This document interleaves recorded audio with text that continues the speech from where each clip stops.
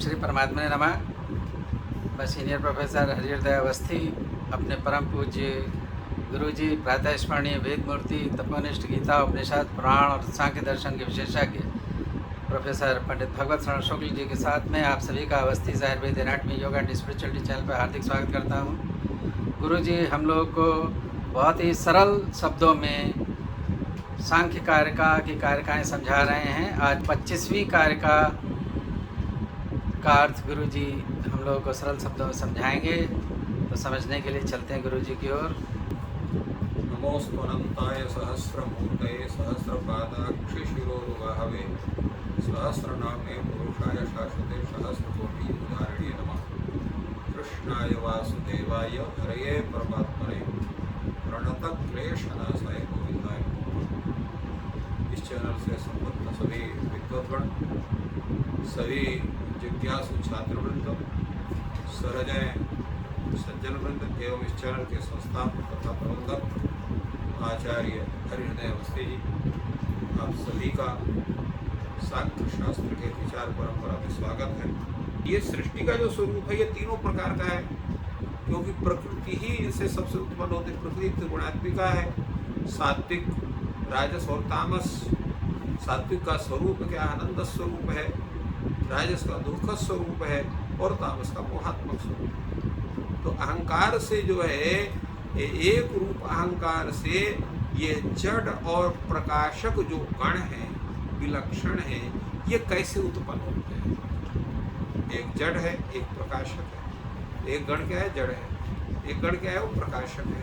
तो ये दोनों विलक्षण रूप से या तो जड़ ही जड़ उत्पन्न हो या तो प्रकाशक है प्रकाशक उत्पन्न हो। तो एक जड़ रूप है, एक प्रकाशक रूप है। ये सब ऐसे कैसे उत्पन्न हो? तो उसका सात्विक एकादशक प्रवर्तते प्रवर्तते वैकृतात् अहंकार। कहा है वैकृत अहंकार से यह सात्विक एकादश अर्थात पंच इंद्रिय, पंच ज्ञानेन्द्रिय, पंच कर्मेंद्रिय और मन, और ये 11 जो है ये वैकृत अहंकार से सात्विक रूप में प्रवृत्त होते हैं, क्योंकि एकादशक जो गण है ये सात्विक। और तन्मात्रा जिनसे भूतादि उत्पन्न होते हैं, तो वो तन्मात्रा कैसे हैं? वो सात्विक नहीं है। तो तैजसात् उभयम सतामसः तन्मात्रा। तो तेजस जो तेजसा भूतादे है, तो भूतादि जो तेजस हैं, तो तामस रूप जो अहंकार उसे पंच तन्मात्रों का ये तामस गण उत्पन्न होते हैं।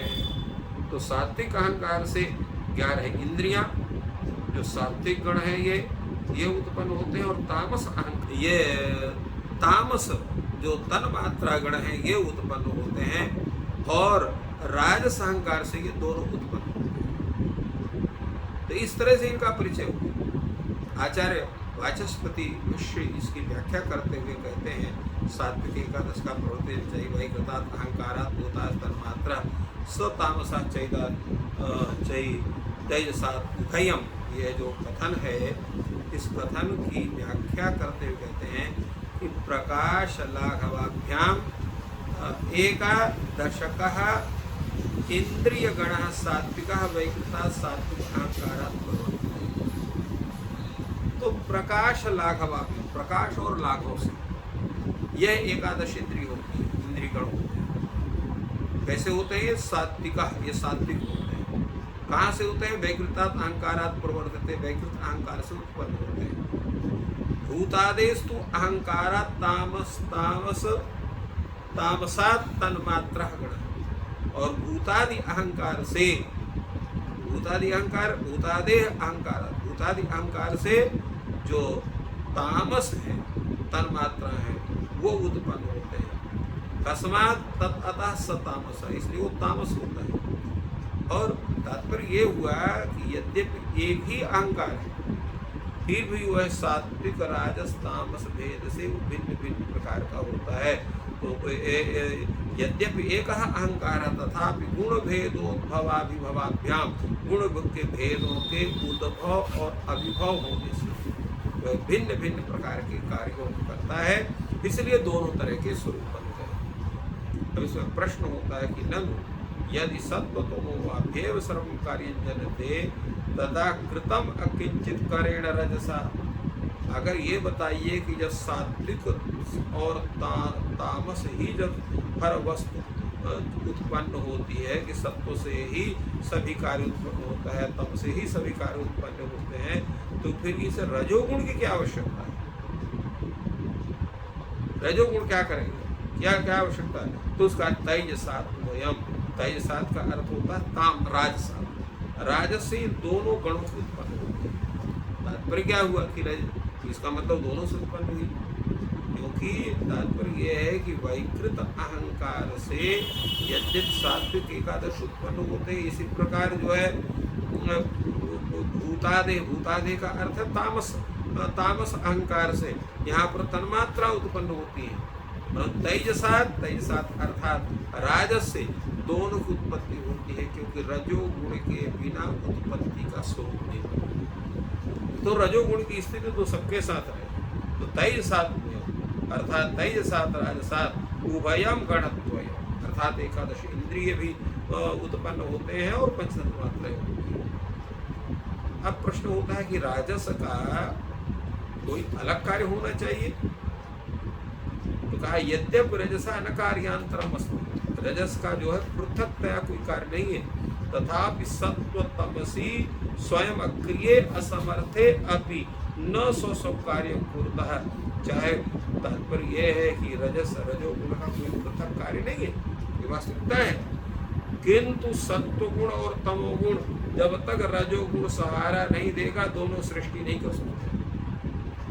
रजोगुण का होना आवश्यक है सृष्टि की प्रक्रिया में, तथापि सत्व तमसी स्वयं अक्रिय है, स्वयं कर्म नहीं कर सकते हैं, अक्रिय समर्थे अपि न तो स्व कार्य पूर्ता, स्वयं अक्रिय समर्थ रहने पर भी अपने अपने कार्य को नहीं कर सकते। क्यों नहीं कर सकते हैं? कि रजस तो चल है, रजगुण चंचल है। ते यदा चालय, तो जब वह जो रजोगुण है इन दोनों को चलाता है, तदा स्व कार्य पूर्ता, तब वो दोनों अपना काम करते हैं।